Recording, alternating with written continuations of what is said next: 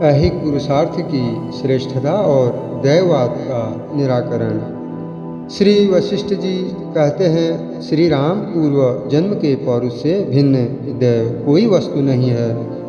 पूर्व जन्म का पुरुषार्थ ही दैव है, इसलिए मैं दैव के अधीन हूँ, कर्म करने में स्वतंत्र नहीं हूँ। ऐसी बुद्धि या विचार धारा को सत्संग तथा सतशास्त्र के अभ्यास द्वारा मन से दूर करके जीवात्मा का इस संसार सागर से बलपूर्वक उद्धार करे। आलस्यवश सत्कर्म अथवा साधन कभी नहीं छोड़े। जैसे जैसे प्रयत्न होगा वैसे शीघ्रता पूर्वक फल प्राप्त होगा। इसी का नाम पौरुष है। पूर्व जन्म के उस पौरुष को ही कोई दैव की संज्ञा देना चाहे तो दे सकता है। जो तुच्छ विषय सुखों के क्षणिक लोभ में फंसकर उस पूर्वकृत पौरुष या दैव को वर्तमान जन्म के पुरुषार्थ द्वारा जीतने का प्रयत्न नहीं करते और सदा दैव के भरोसे बैठे रहते हैं, वे दीन, पामर और मूढ़ हैं। क्योंकि पुरुषार्थ के बिना आत्मकल्याण सिद्ध नहीं होता। पूर्व जन्म के तथा इस जन्म के पुरुषार्थ दो भेड़ों की तरह आपस में लड़ते हैं। उनमें जो भी बलवान होता है वही दूसरे को क्षण भर में पछाड़ देता है। इस जन्म में किया गया प्रबल पुरुषार्थ अपने बल से पूर्व जन्म के पौरुष या दैव को नष्ट कर देता है और पूर्व जन्म का प्रबल पौरुष इस जन्म के पुरुषार्थ को अपने बल से दबा देता है। पूर्वकृत कर्मों के फलरूप प्रारब्ध और वर्तमान जन्म के पुरुषार्थ, इन दोनों में वर्तमान जन्म का पुरुषार्थ ही प्रत्यक्षतः बलवान है।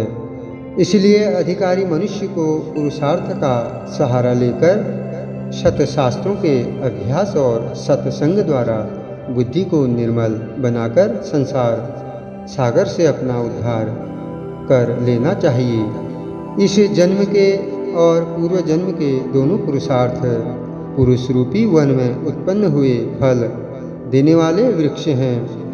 उन दोनों में जो अधिक बलवान होता है वही विजयी होता है। जो पुरुष उदार स्वभाव से युक्त एवं सत्कर्म के लिए प्रयत्न करने में कुशल है, सदाचार ही जिसका लीला विहार है, वह जगत के मोहरूपी फंदे से उसी प्रकार निकल जाता है जैसे सिंह पिंजड़े से। जो मनुष्य पुरुषार्थ या परम कल्याण के लिए प्रयत्न का त्याग करके मुझे तो कोई ऐसा करने के लिए प्रेरित कर रहा है, ऐसी अनर्थकारिणी कुत्सित कल्पना में स्थित है, उसे दूर से ही त्याग देना चाहिए, क्योंकि वह मनुष्यों में अधम है। संसार में सहस्रों व्यवहार हैं जो आते जाते रहते हैं। उनमें सुख और दुख, बुद्धि, अनुकूलता तथा प्रतिकूलता जनित राग द्वेष का त्याग करके शास्त्र के अनुसार आचरण करना चाहिए। शास्त्र के अनुकूल और कभी उच्छिन्न न होने वाली अपनी मर्यादा का जो त्याग नहीं करता, उस पुरुष को सारी अभिष्ट वस्तुएं उसी प्रकार प्राप्त होती हैं जैसे सागर में गोता लगाने वाले को रत्न। सुख की प्राप्ति और दुख की निवृत्ति यही मनुष्य का स्वार्थ है। उसे स्वार्थ की प्राप्ति कराने वाले जो आवश्यक कर्तव्य या साधन है, एकमात्र उन्हीं में तत्पर रहने को ही विद्वान लोग पौरुष कहते हैं।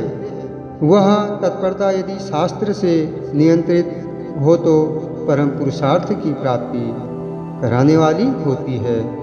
कर्तव्य पालन के लिए जो शरीर आदि का संचालन होता है, वही जिसका धर्म है, उस क्रिया, श्रवण, मनन आदि साधन से, सत्संग से और सत शास्त्रों के स्वाध्याय से शुद्ध एवं तेज की हुई अपनी बुद्धि के द्वारा जो स्वयं ही आत्मा का उद्धार किया जाता है, वही परम पुरुषार्थ की सिद्धि है। विद्वान लोग अंतरहित समता रूप परमानंद से पूर्ण परमार्थ वस्तु पर ब्रह्म को जानते हैं। जिन साधनों से उसकी प्राप्ति होती है उनका नित्य निरंतर सेवन करना चाहिए।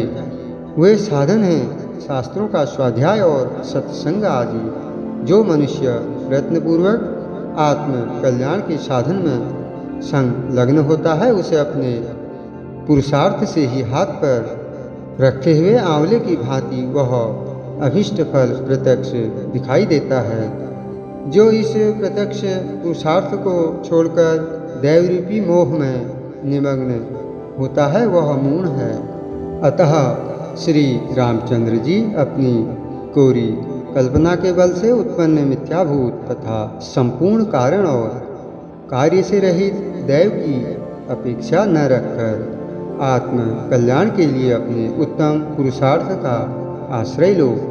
शास्त्रों द्वारा तथा महापुरुषों के सदाचार से विस्तार को प्राप्त हुए विविध देश धर्मों द्वारा समर्थित जो परमात्मा की प्राप्ति रूप अतिशय प्रसिद्ध फल है, उसके लिए हृदय में अत्यंत उत्कट अभिलाषा होने पर उसकी प्राप्ति के लिए चित्त में स्पंदन या चेष्टा होती है। तत्पश्चात इंद्रियों और हाथ पैर आदि अंगों में क्रिया होती है।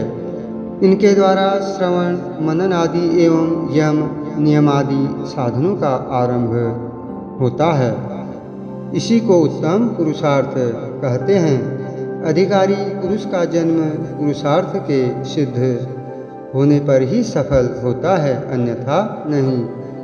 ऐसा जानकर सदा आत्म कल्याण के प्रयत्न में ही संलग्न रहना चाहिए। तत्पश्चात साधन विषयक उस तत्परता को सत शास्त्रों के अभ्यास एवं संत महात्माओं तथा ज्ञानी पुरुषों के सेवन द्वारा आत्म ज्ञान रूप फल की प्राप्ति से सफल बनाना चाहिए। आत्म कल्याण के विषय में यदि परम पुरुषार्थ का आश्रय लिया जाए तो यह अवश्य दैव को जीत लेता है। ऐसी धारणा रखकर दैव और पौरुष के बलाबल का विचार करने के कारण जो परम सुंदर प्रतीत होते हैं तथा जिनमें शम दम आदि साधन भी विद्यमान हैं एवं श्रेष्ठ पुरुषों की सेवा से जिनका अंतःकरण सदा भावित रहता है, ऐसे अधिकारी पुरुषों को तत्वज्ञान की प्राप्ति के लिए अवश्य उद्यम करना चाहिए। इस जन्म में संपादन करने योग्य स्वाभाविक प्रयत्न ही परम पुरुषार्थ की सिद्धि का हेतु है। ऐसा निश्चित रूप से जानकर यह अधिकारी जीव नित्य संतुष्ट एवं उत्तम ज्ञानी जनों की सेवारूप अमोघ मधुर और उत्कृष्ट औसत से जन्म मरण की परंपरा रूप भवरोग को शांत करे।